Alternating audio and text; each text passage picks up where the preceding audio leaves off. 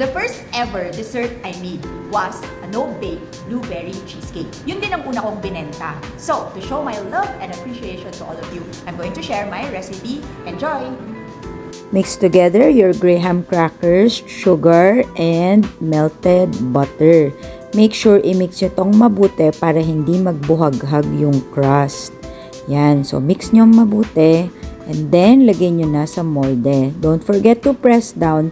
At this point, pwede nyo na to i-freeze.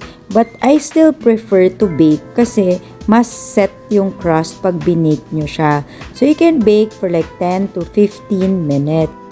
Then, sprinkle your gelatin sa tubig to make it bloom. Make sure yung iyong cream cheese ay softened and cream it gently with your vanilla and your sugar. Very low speed lang yan hanggang mag-mix together. See, it's nice and creamy. Then, take your Nestle All-Purpose Cream, 2 packs na sobrang lamig galing sa ref. And then, you beat this also for about 2 minutes. Next, you can already heat up your gelatin microwave for about 30 seconds para matunaw.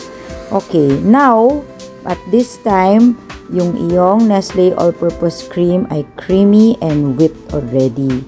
You take your blueberry filling like this and then pwede nyo siyang i-blend. Use a blender, pwede din. Dito nyo i-add yung iyong melted gelatin. Tapos, ilagay nyo doon sa cream cheese mixture. And lastly, i-fold nyo yung ating Nestle All-Purpose Cream. And ganyan lang talaga siya kasimple.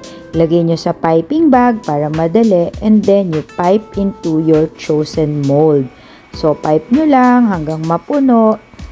Make sure to level it off and then best to freeze overnight. Next day, matigas na siya.